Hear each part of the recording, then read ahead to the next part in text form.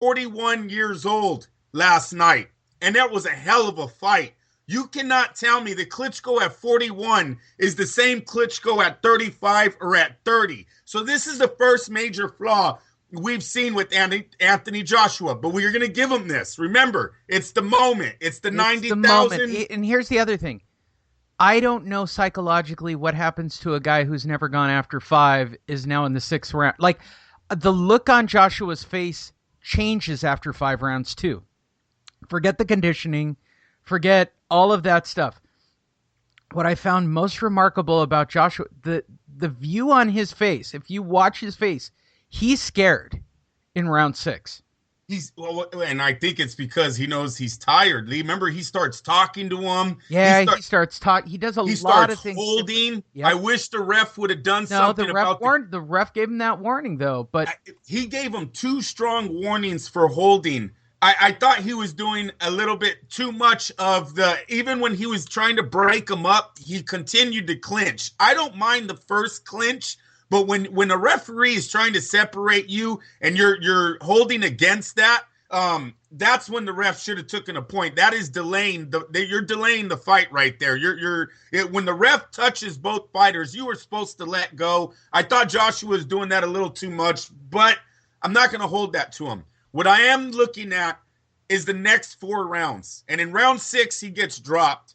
In round 7, he loses that round also. It isn't until the end of round 8 that he actually starts making his first real comeback off of round 5.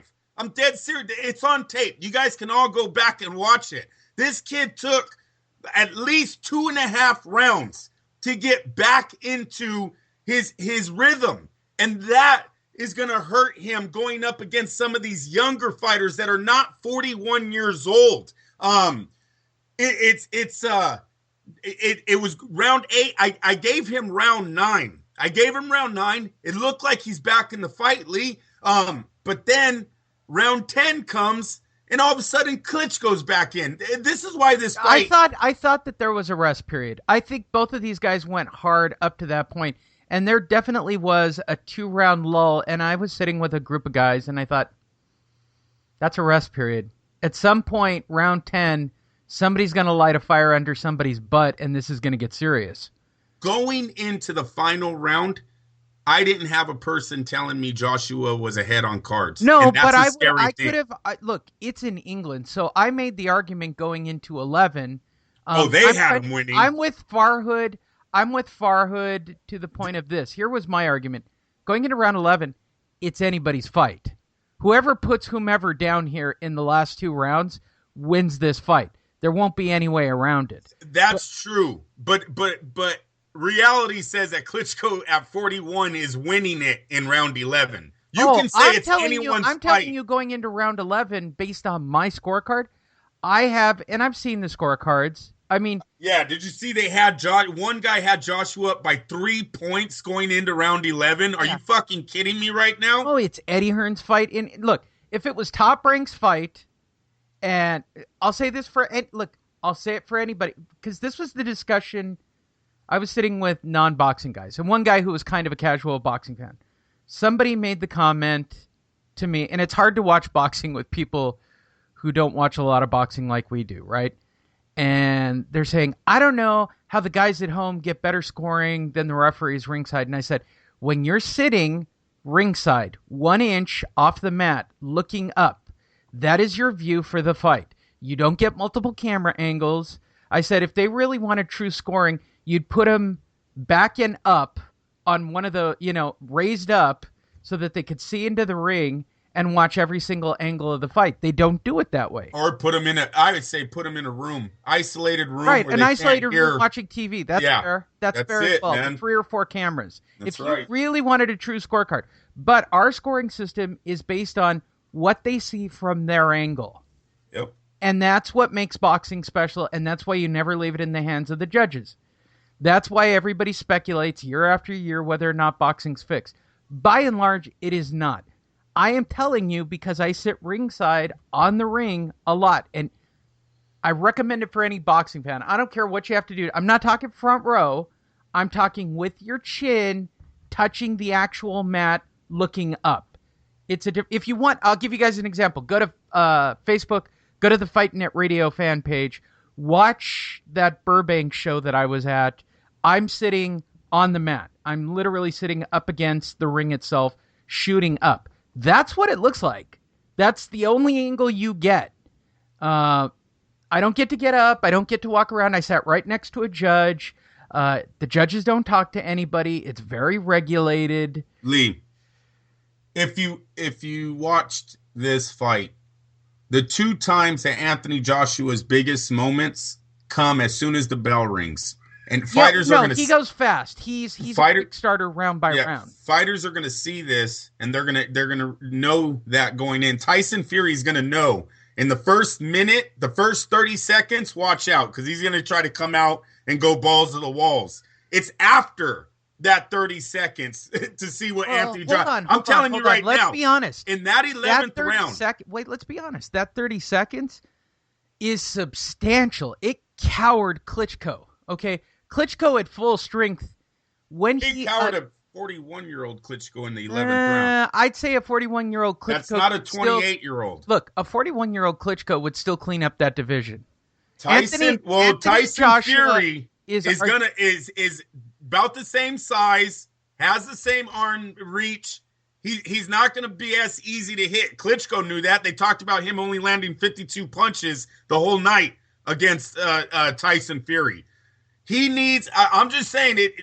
There was flaws. I like the kid. He's 19-0-19. This was his first real fight. Let's be honest. Yes, but Lee, those were some major flaws. Look in that 11th round. This is why, like you said, that referee saved Anthony Joshua. This is why they never gave Deontay Wilder a real fight. Deontay, yeah. Same argument. It's the same argument when you build a fighter like this. I'm still picking Joshua over Wilder. I picked Joshua over Wilder. I picked Joshua over... I don't know what he'd do against the Gypsy. I mean, to be perfectly honest, I don't know what he'd do against the Alexander Povetkin, another good technical boxer. Those are guys that are going to come in and tie you up and put heat on you. Yeah. These are boxers. These are not, Joshua looked very flat-footed last night, okay? Once again, in his biggest moments, they came very quick. It was like ding, ding, and then bang, he just comes out swinging. He didn't work up to that at all. That's balls to the walls, and let's see what happens. Okay. My problem with that is how he looked after and how he looked in between. There wasn't too much else there, Lee. You take away those 2 big moments, what other really, you're like, man, in that 4th round, he landed a beautiful combination. Yeah, it didn't drop Klitschko, but man, those 3 punches, we've got to see I guess what I'm saying is I'm not truly convinced that, before the fight, I'm going, if he wins this, it's the next 10 years. Yeah, but I don't think that's fair to him. I would agree. This is what they're going to do. Because here's what's going to happen. Let's discuss round 11. Klitschko's in complete control of the 11th round, right? He's starting to buckle. Remember, it starts early. Right. No, bell rings, he gets dropped. Remember, this kid comes out throwing as soon as the bell rings. I don't think so. I think he started really good, and I think Klitschko got sloppy and lazy quickly, right? He's coming off rolling into from those last 3 rounds, right? And then he gets sloppy and lazy and comes in too close and starts to look at the video. He ties that kid up twice already. I'm telling you. Ties that the bell rings. They walk in together, and he just throws 3 punches out of nowhere. You can say he got lazy, got tired, whatever. I'm telling you, in the rematch, Klitschko's going to know how that kid comes out in the round, and he's not going to be there for that in the rematch. This is why they should do the rematch. That is one hell of... Look, we can all argue what we want. You still got to have the juice to throw that uppercut. And that uppercut was substantial. I mean, uppercut... He hadn't done anything in 3 or 4 rounds. So right, I'm glad... but hey, you still got to weather the storm of Klitschko, who's still looking to throw that right hand. I'm not forgetting that he lost 5 points in a row before that uppercut. I get that. I'm glad Anthony Joshua in the 11th round finally was able to muster something like he had done 6 rounds previous to that round. Okay? I'm with you. From But that 5th round to that 11th round, it is not Anthony Joshua's fight. Andrew. Period. Andrew, this isn't a bad scorecard decision. This guy still threw the punch. And then he got the job done. But we got to remember, Klitschko's first moment in this. Eddie Hearn needs to think about the rematch. Yes, it's successful. Yes, they're going to make a lot of money. Klitschko's not a stupid fighter. This is the first time he's seen him. Now, you watch the tape, you study what happened, you come back to better game plan. Anthony Joshua needs to work on his stamina. I'm telling you, the conditioning, Lee, is going to be his downfall if he doesn't get it correct. You cannot throw power shots for 1 minute and then take off the next 2.5 rounds. You can't do. I get mad at Canelo for taking 1 minute off. This kid last night literally fought his ass off for the first 1.5 minutes of the 5th and then loses all the way up to maybe I give him 1 round in between the 5th and the 11th. I think I said I gave him the 9th or 10th round. He finally started making a comeback. But you cannot have that much of a gap and tell me that you're the next biggest thing in this sport or this division. There's other fighters out there that can fight for 3 minutes. You must know how to fight, how to stretch your game out for 3 minutes. You can't just give me 1 and then take off 2. All right, I want you to say something positive. What? Say something positive? He won. They got to do the rematch. He won. No. I know I'm not mad that he won or anything like that. But Lee, everything that I said before, like I was saying, this guy, if he wins, this is the next biggest thing. I gotta back off of that a little. I must back off of that. Not only are people on the internet giving more praise to Klitschko for the way he went out on his shield, and boy, did he go out on his shield. That's how a real fighter goes down. I'm telling you that right now. Did he get a fair stoppage?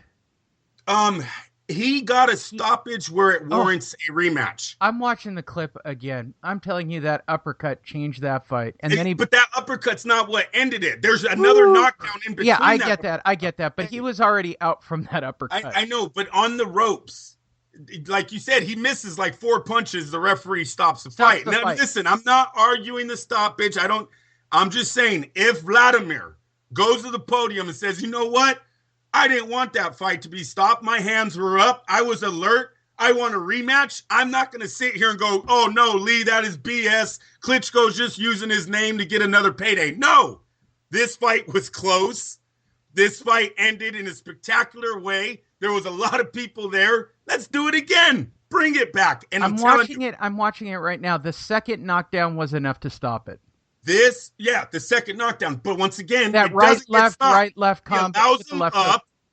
4 punches. No, he gets up, hands are up, and it goes right into the stoppage. I mean, Klitschko, I don't know why he doesn't tie him up and get out of this round. I just don't know. Unless he thinks that he's going to catch him again running out of gas. Or he's that out on his feet. That's what I wish the ref would have. 37 seconds left to arguably get into the 12th. And I'll say this. Based on Joshua, I'm looking at Joshua, who's not got his hands raised. He's not showing his hands of a guy who just won a fight, right? He's like the dude on the Mike Tyson knockout. Yeah. The last guy, all you have to do is dodge his first combination, and then he starts breathing real hard. I swear to God, that's what Joshua looked like last night. It was I don't want to say funny because I know they're fighting and everything, but yeah, it was kind of funny, Lee, how this dude's mouth was open after he threw like 2-3 combinations. He's like one of those NFL linemen. They do one play and then you see him on the sideline with the oxygen mask. It's like, what the fuck, dude? That was one play. Yeah, no, here's the thing. It's going to be a rematch.